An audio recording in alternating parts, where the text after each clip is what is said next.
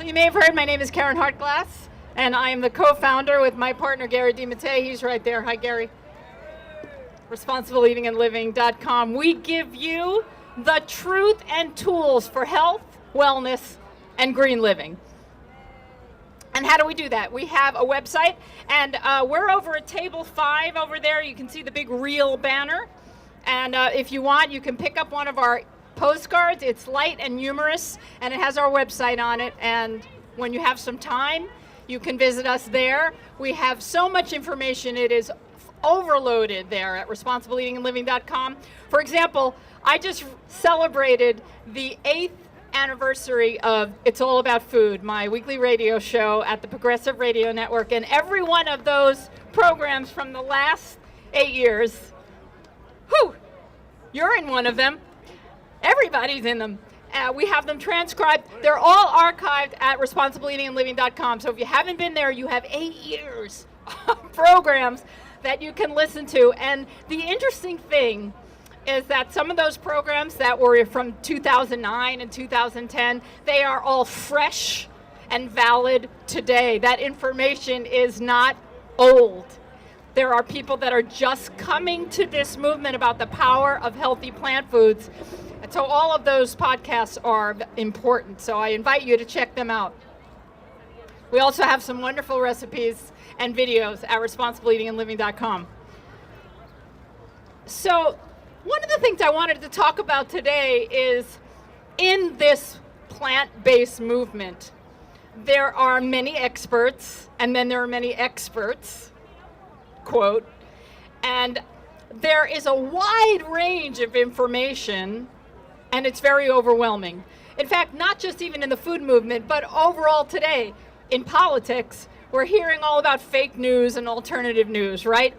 Well, those of us who have been in the food world for a long time, we know all about fake news and alternative news. We've been dealing with this for decades.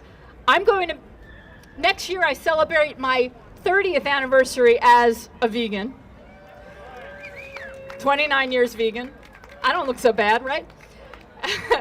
And I was vegetarian for about 15 years before that. So I'm an example, as there are many examples here today and all over the world, of people that live and thrive on healthy plant foods. And there's a lot of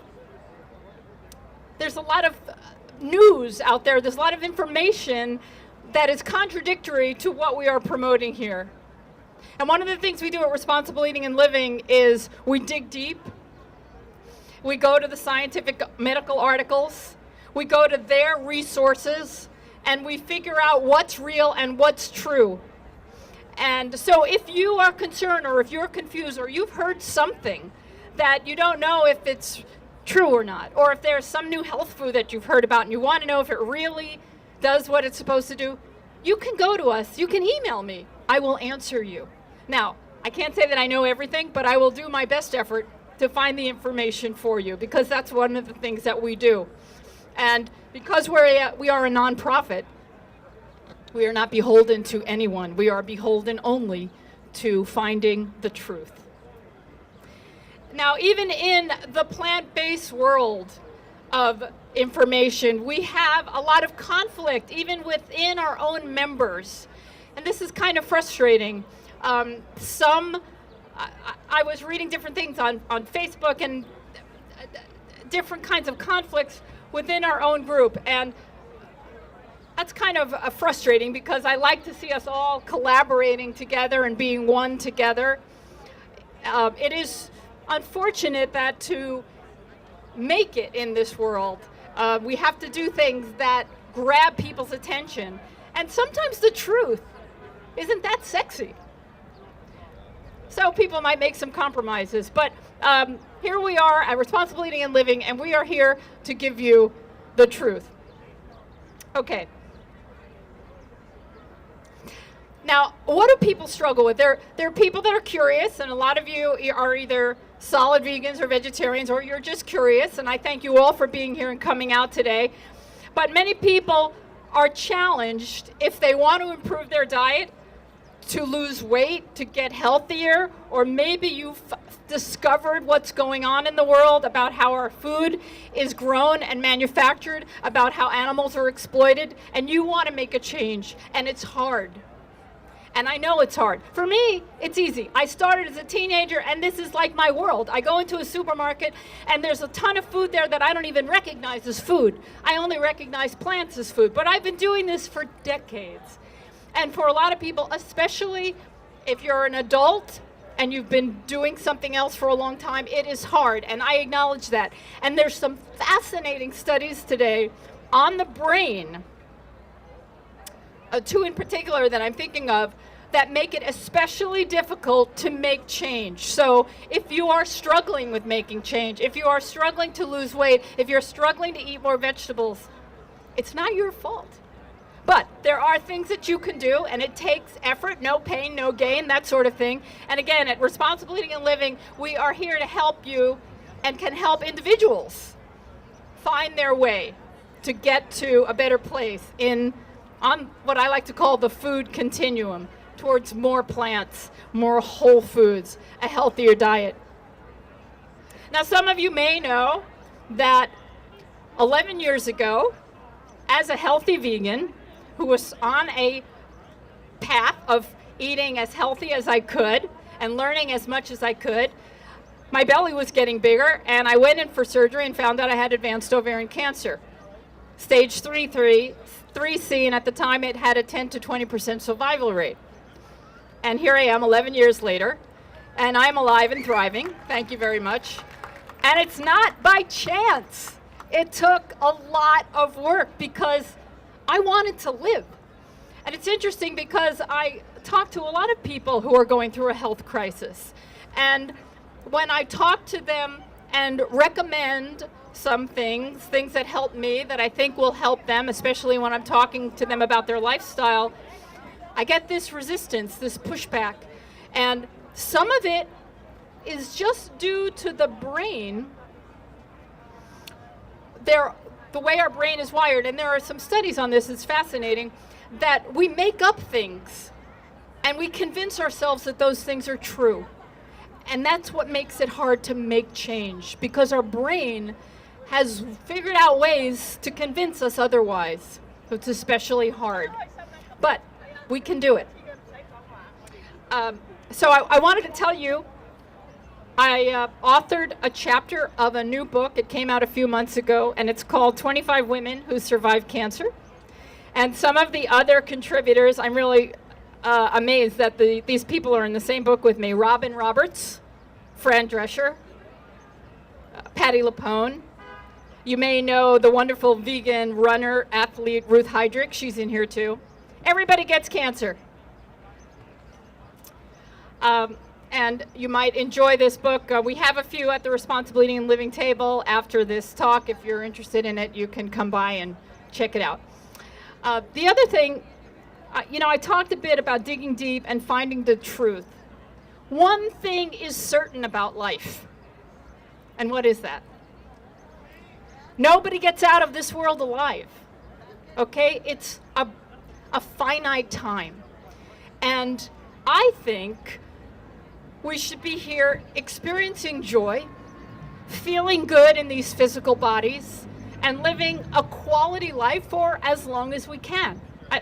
I think that should be like one of our goals. And doing no harm, maybe leaving this place a little nicer, a little gentler than it was when we came into it. So when we talk about a vegan diet, there's plenty of science today that shows that indeed we can live a quality life feeling good for a long time. I'm sure you've heard people say, oh, I don't want to eat all that vegan food. I just want to eat what I want, and okay, so I won't live as long or something. I can't imagine eating that horrible food. And again, that's the brain that's been wired to kind of comfort ourselves in our false beliefs. And I like to say that you never know how good you can feel until you try eating the plant foods that are the best for your human body.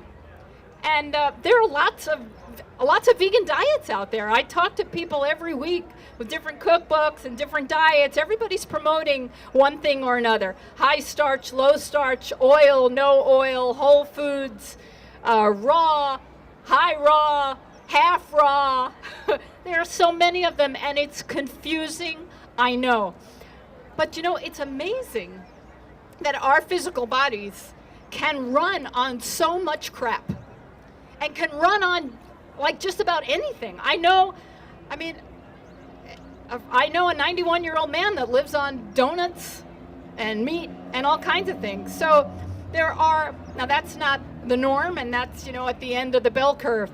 But humans can live on all kinds of things. And it's not just the food that we take in, but it's the environmental toxins that are all around us. We're constantly processing toxicity all the time, taking it in and letting it go. So it's really hard to know, how do I live this quality life, feeling good in this environment that I'm in? And it's challenging. And I'd like to say that I'm happy to discuss individually anybody that has questions.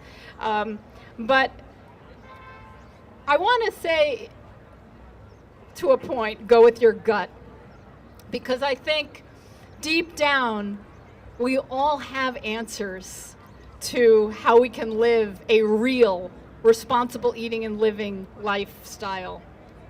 Unfortunately, many people today, their guts are out of balance because they don't have the right balance of probiotics and prebiotics, right, from eating all of the wrong foods. So we want to nourish that gut, not just for digestion, but maybe too for intuition, so that we know what's right for us.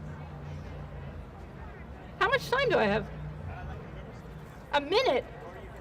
Oh my goodness. Anyway, I love talking about food. It's my favorite subject. I can talk all day about food and healthy food and making it delicious, which is what we love to do at responsibleeatingandliving.com. So I hope if you have a chance, you'll tune in to It's All About Food. It's every Tuesday from 4 to 5 p.m. It's at prn.fm. Our studio is up at 37th Street and 7th Avenue, Progressive Radio Network. And all of our shows, like I said, are transcribed. Visit us at responsibleeatingandliving.com. Come by our table, say hi, and have a delicious life. Be well. Thanks for listening.